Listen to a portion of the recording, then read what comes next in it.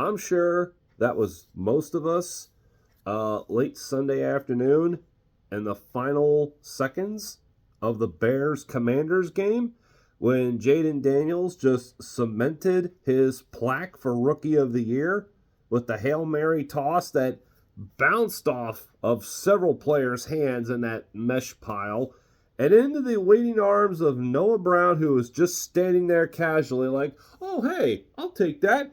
Touchdown! Commanders win! Everybody's stunned. Like, I mean, everybody. Like, that was insane.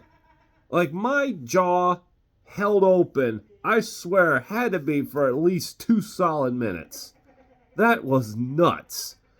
Like, I'm not gonna lie, I, like everyone else, thought the Bears had it, but there's always that chance. And when they didn't get to Daniels and he was able to get it away, I thought, oh boy, if you're a Bears fan right now, you better be like, oh, please, please, please, please, please, just fall to the ground. Just fall to the ground. Just, what? Off the fingertips of a pile of bodies. Oh my, and Noah Brown just standing there casually. Like, you ought to give brownie points to Noah Brown because that's smart. He probably just sat back there thinking like, there's a good chance with all of them there that this could volleyball back into the air and if I'm in the right position, and there you go. But the arm strength on Jaden Daniels, like, that was what, 3/4 of the field away from the end zone? It would have fallen short, but still. That's why they call it a Hail Mary. A freaking wing and a prayer. So yeah, I mean, are the Washington Commanders legit? Or is it just shit luck? Hey, sometimes you gotta be lucky to win good games like that. Although a lot of people, I don't know, like, opinions are still out for grab. Like, nobody's totally in on Washington yet. And of course, a lot of people won't buy into the Bears because they're the Bears. But we have to admit, they're way better than they've been in the past. I'm talking both teams. So this ended up being a good game and a good move by the networks to make this the game of the week and not the Eagles-Bengals game, which, proved to be a blowout in the Eagles' favor. And speaking of which, let's get right into it. Fly, Eagles, fly. What a win. What a second half. Like, the first half was pretty much playing like the entire season. Just the Eagles doing the same old stupid bullshit to put themselves into such a tight position. Went into the locker rooms at 10 piece. And you got to say the Bengals clearly had momentum in the first half. The score may not have showed it, but when you look at the statistics and crap, it was clearly all Cincinnati. Then came the second half. And I don't know what the pep talk was in the locker room at the half, but that was an entirely different team. I'm talking the Eagles. That was an entirely different team that played in that second half. They dominated on both sides of the football. Like, I don't know what I was watching, but I loved it. Like, I don't have an ounce of arcism in me to ridicule the second half performance. By the time everything was said and done, I was happy. I was overly happy. It's a weird feeling for an Eagle fan to be overly happy and not to find anything to snark about. Like I said, the first half, there was plenty to snark about. The second half, not a goddamn thing. The Eagles played great ball. So again, what was the pep talk at the half? Because there was no bullshit. And when I'm saying bullshit, I'm talking like, why the fuck were they going for 2, after they were an extra point away from tying the game? That's what I couldn't get. Why are you going for 2 this early in the fucking game? What statement are you trying to make? Because here's the thing. You may be trying to make a statement. You may be showing like confidence in your group. But at the same time, that's showing disrespect and shitting on the other team. It's like, I'm sorry. Like, you only go for 2 when you're trying to play catch up or win the motherfucking game late. Like, the first half, there should be no 2-point conversions. Unless it's like in the opening minutes. You know, you're trying to work something out here. But against a decent team like Cincinnati, I can only say decent because the Bengals are having a lot of their own issues and they're underperforming this year. But at the same time, you know, you got to show a little more respect to your opponent, in my opinion.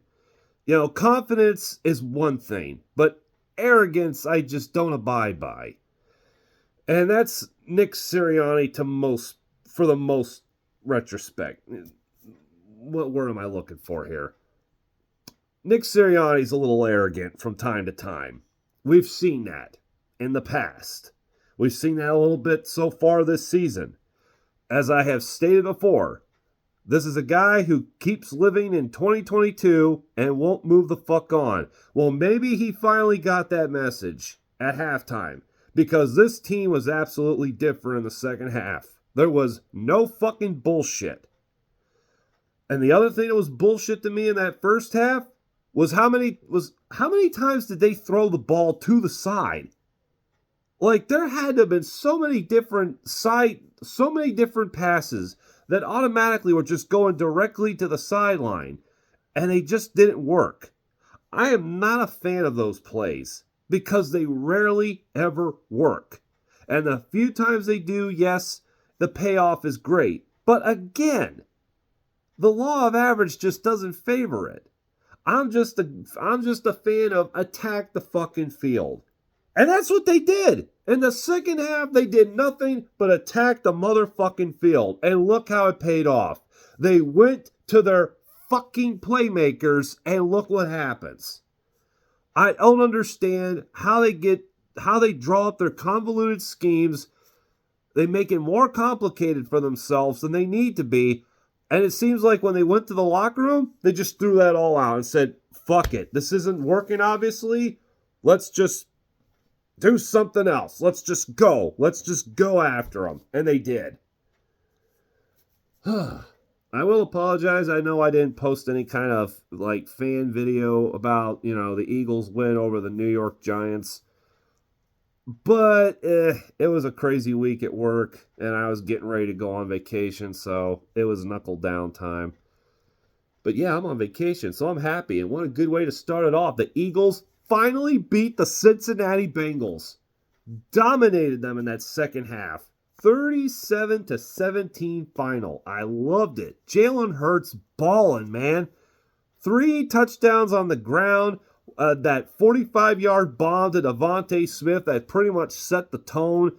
Just absolutely beautiful. A.J. Brown, Saquon Barkley doing their things. The backup tight ends, I forget their names, doing their part. They stepped up and played well. I will admit that one guy that wore number 87, when he got hurt on that play, I swear to God, I thought that ball came out before he was down. I was ready for the Bengals to challenge it and be like, oh, there's the turning point. But I gotta say, I'm a little surprised that Cincinnati threw in the towel early. I mean, granted, yeah, they were down by like 3 touchdowns in a sense. It was 20 points. But crazier things have happened. But again, you know, they wanted to preserve their starters, and it's like, you know what? This is Philadelphia's game. Ain't no sense in trying to force a miracle comeback. The time's against us as it is. I was like, we might as well just cash in our chips and try again next week.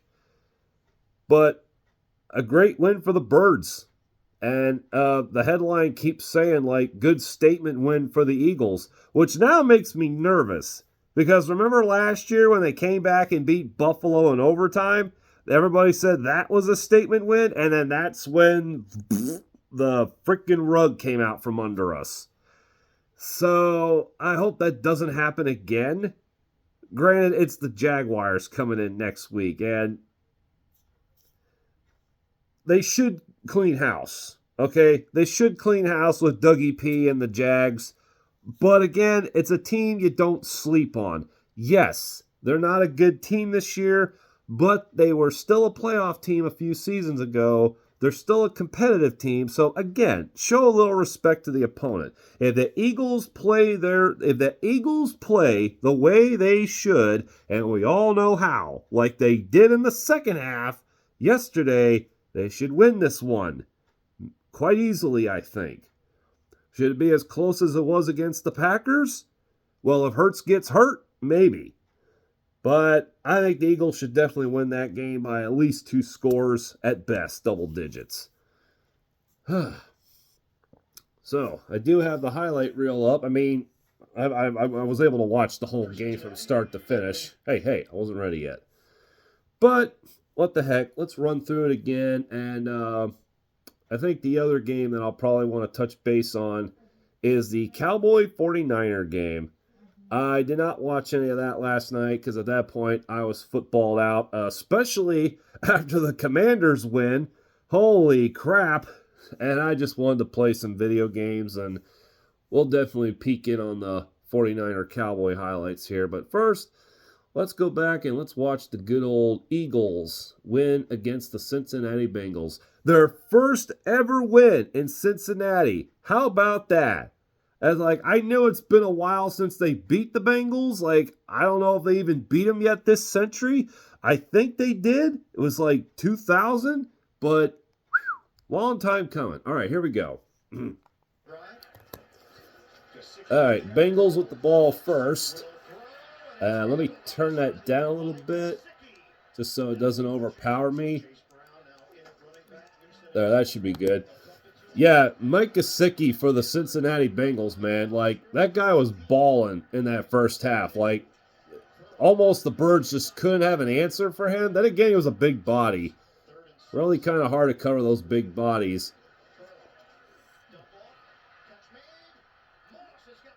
Moss with the first down. They're inside the Eagles' 30. Burrow.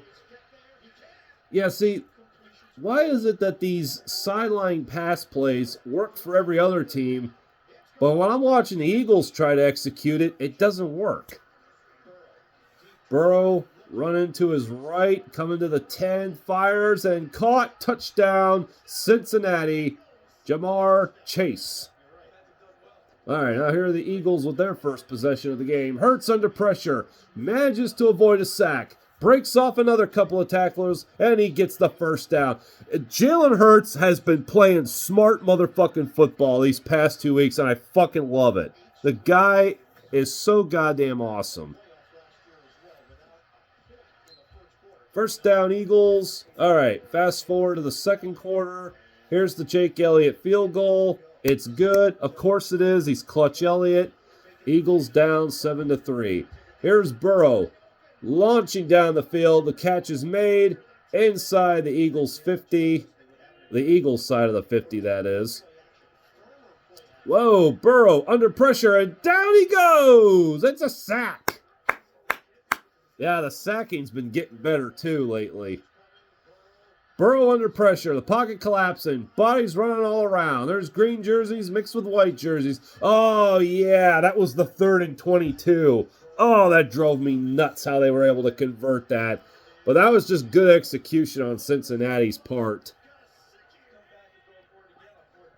All right, here's the 3rd and 3 for the Bengals. Just inside the Eagles' 10. Burrow to the end zone. And it is Slay. Yeah, that was a good play by Slay, knocking the ball out of Burton's hands because he had it. He had it for a split second, but Slay kept the arm work going. He knocked it out of there before they could say it was a firm touchdown. So that led to the Bengals' field goal. They now have a 10-3 lead. Here comes the first brotherly shove of the game to convert a 4th down and 1, which led to nothing because now we're back to the Bengals with the football. And this time Burton burns Slay for a big catch. Ooh, 3rd and 7. Gesicki is hit as he tries to catch the ball. He manages to come down with it. But the Bengals are short of the first down. And here's a missed field goal by Cincinnati, so it's still 10-3 Bengals. Here's the second brotherly shove of the game, a 3rd down and 1 with under 4 minutes to play in the second quarter. The Eagles just got it. That one was close. Hurts with time, standing in the pocket. He fires, and he completes it to one of the backup tight ends. I missed the name, and I missed the number. Here we go. Hurts on a 3rd and 16. He steps up in the pocket, fires, completes it to moneymaker A.J. Brown for a 1st down.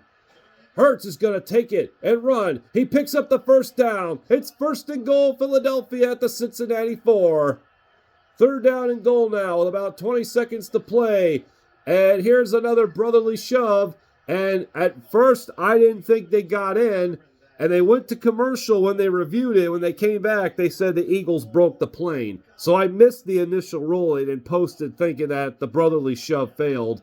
But I'll be glad to eat that crow. All right, now we're in the second half. Eagles with the ball to start the second half. Here they are at midfield. Hurts with a fake handoff is dropping back, pocket collapsing. He steps up, fires, finds a wide open man. The backup tight ends making plays, stepping up. Here the Eagles are at the Cincinnati 15. Hurts hands it off to Barkley, and Barkley does what Barkley does best, gets 1st downs. Here's Hurts. He takes it. Hurts runs it in. Touchdown, Jalen Hurts, and the Eagles take their first lead of the game. Here's Gesicki with another catch. Burrow under pressure. He steps up, gets out of the mess of bodies. He's taking off and running, and he just gets that 1st down as he was tripped up. Burrow on a screenplay. Moss gets the 1st down. He's past the 40. Here's my little sister coming to say hi to me. Burrow dropping back, under pressure. Bodies collapse on him, but he gets it away in time. It's complete to Jamar Chase. There was a flag, but I don't know what the play is. How you doing, Becky? Oh, here's Joe Burrow firing. Completes it to Jamar Chase. He gets it past the 10-yard line. How you doing, Boo? Yeah. Jamar Chase, or not Chase, or Chase Brown, runs it in for the Bengal touchdown. Now we're tied at 17. Here's Hurts to A.J. Brown, who crosses into Bengals territory. We're under 3 minutes to play in the 3rd quarter. Hurts rolling. Now he steps back up into the middle. Fires. Catapult to the end zone. Touchdown. Devontae Smith goes up for it. And it lands in the breadbasket. That was a beautiful 45-yard bomb from Hurts to Smith. Brandon Graham, the veteran, stuffs Moss on a 3rd and 1. The old dog's still making plays. Here's the 4th down and 1, and he doesn't get it. Was that Deshaun the rookie? That was Deshaun the rookie making plays. Bengals turn it over on downs. Oh, yeah, I forgot about that. Jalen Hurts' tire blew flat or something. He had a shoe issue or something. The right shoe, or the left shoe, excuse me. What was that all about? So he had to come in with a spare shoe on a 3rd down and long with the play clock ticking on him. Empty backfield. Hurts takes 1 step back. He fires, completes it to Brown, but they get it into a 49-yard Clutch Elliott 49-yard attempt. And the Eagles take a 10-point lead, 27-17. 2nd down and 6. Joe Burrow, another completion to Gesicki. And it's going to be intercepted by the Eagles. Burrow was going deep for Jamar Chase, but it was batted away and into the waiting arms. I believe that was Slay who intercepted it. Or no, wait, that was Gardner Johnson who picked it off. Great play by the Eagle defense. Vic Fangio and his boys, I think, are starting to gel together. Hurts completes it to Smith, and Smith will pick up the 1st down. Is there any other better wide receiver combo in the NFL right now than A.J. Brown and Devontae Smith? Hurts drops back, stays in the pocket. He fires, completes it to number 81, the tight end. He gets the 1st down. You gotta love it when everybody steps up and makes plays. Barkley! Oh, man, he nearly tiptoed into the end zone as he's knocking Bengals out of his way. Here we go again. Brotherly shove. Jalen Hurts is money. Touchdown, Eagles. 34-17 Philadelphia. Under 5 minutes to play in the game. And here's where Gesicki fumbled. Yeah! Knocked out of there by number 53.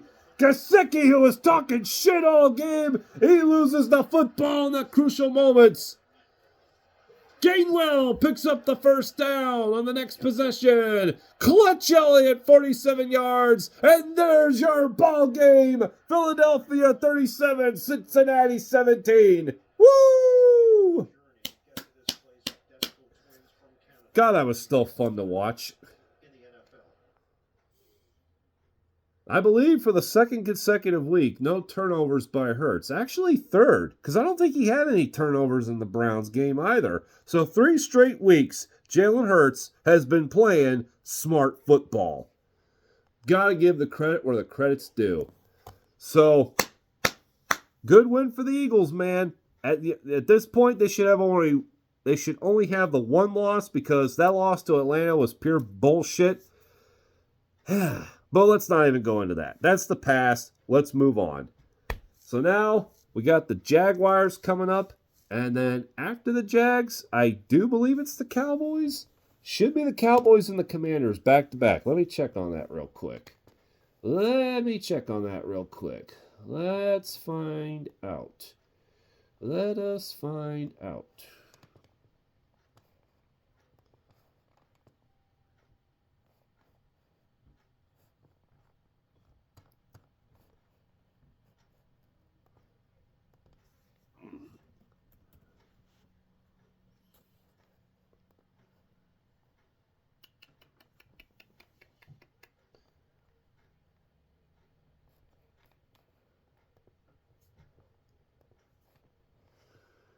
Let's see. This Sunday, it's hosting the Jaguars, 4:05 kickoff.